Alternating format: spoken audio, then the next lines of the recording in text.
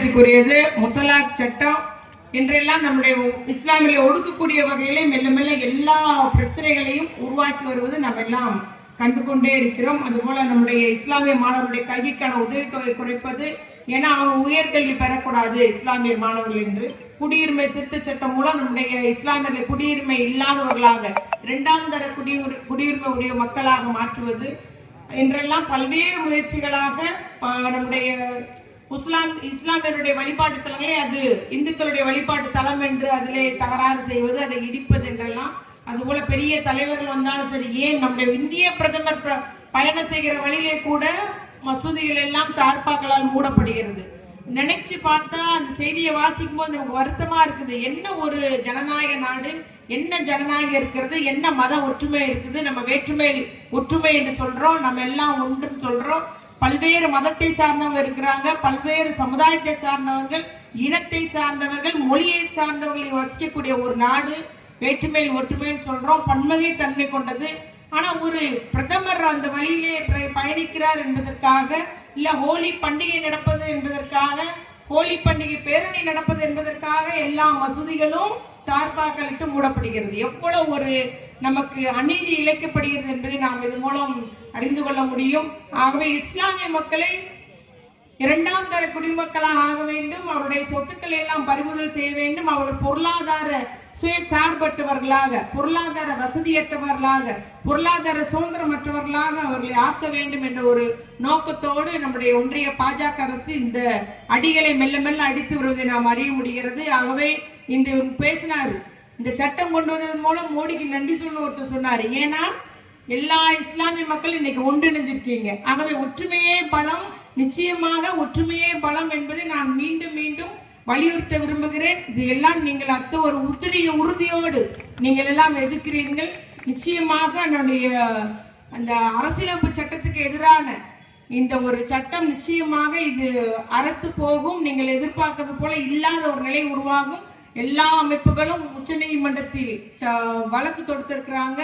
அதே வழியில நம்முடைய முதலமைச்சர் தளபதியார் அவர்கள் முதல் தீர்மானம் ஏற்றினாங்க. சட்டம் வருமுன்னே தீர்மானம் ஏற்றினார்கள்.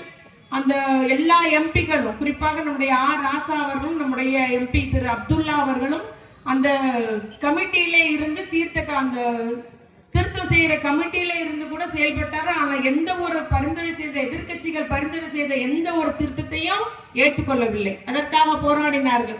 உடனே என்ன சொன்னாங்க ஒன்றிய அரசு மூலம், அதையெல்லாம் நாங்க கருதுவோம், எல்லாம் சேர்க்கப்பட்டுள்ளது, உங்களுடைய பரிந்துரைகள்லாம் இதுல புகுத்தி இருக்கோம்னு சொன்னது என்னது அப்பட்டமான போய் சொல்லிட்டு கடைசியில சட்ட திருத்தம் என்னைக்கு வந்தது?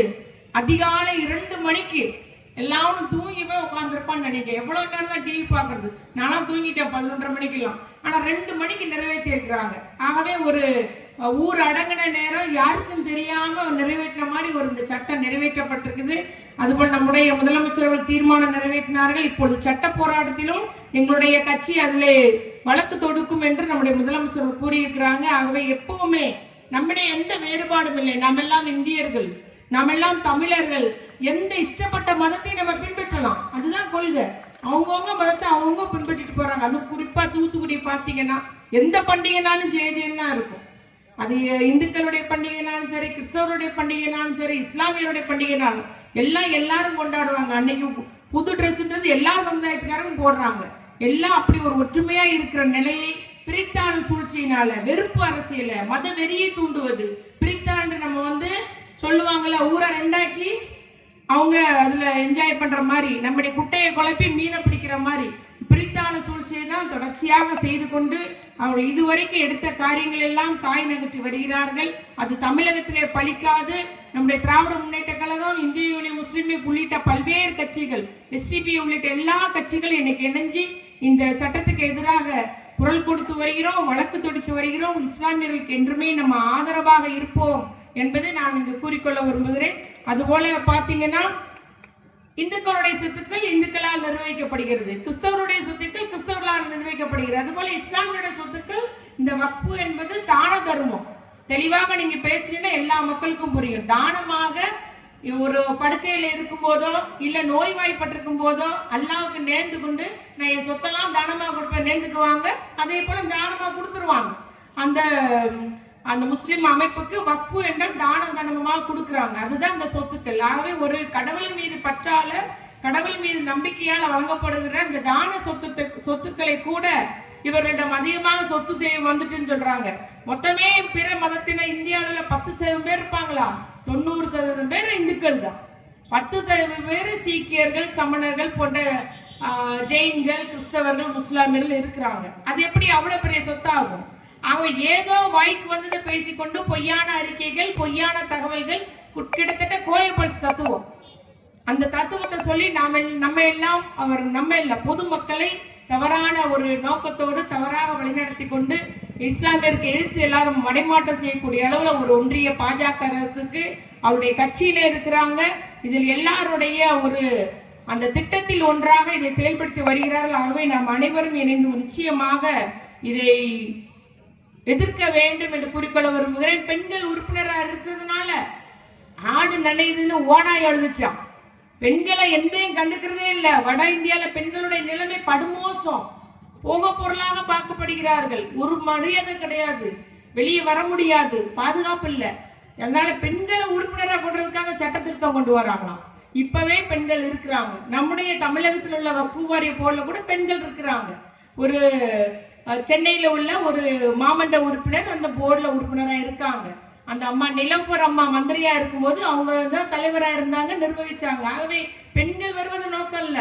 நோக்கம் இஸ்லாமியர்ல 2ஆம் தர குடியுரிமைதாரர்களா மாற்ற வேண்டும், அவருடைய உரிமையை பறிக்க வேண்டும். அதுதான் ஒரே நோக்கமாக ஒன்றிய பாஜக அரசு செய்து, அதனால்தான் எங்களுடைய திராவிட முன்னேற்ற கழக தலைவர் அவர்கள் முத்தமிழறிஞர் கலைஞர் வழியில உறுதியாக இதை நாங்கள் சட்டத்தை எதிர்ப்போம் என்றும் நாங்கள் சிறுபான்மையிற்கு பாதுகாப்பாக இருப்போம் என்று எங்களுடைய தலைவர் அவர்கள் அறிவித்து இதை செய்து வருகிறார்கள் என்பதை நான் இங்கு கூறிக்கொள்ள விரும்புகிறேன். அதே போல பாத்தீங்கன்னா ரைடு இங்க பேசினாங்க, இடி ரைடு. எடப்பாடியோடைய சம்பந்தக்கார வீடு அவருடைய கம்பெனி மேல ஒரு ரைடு வச்சாரு. ரைடு வச்சுட்டு இப்ப கூட்டணி போட்டாச்சு.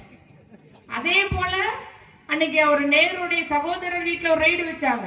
ரைடு வச்சுட்டு என்ன சொல்றாரு அமித்ஷா?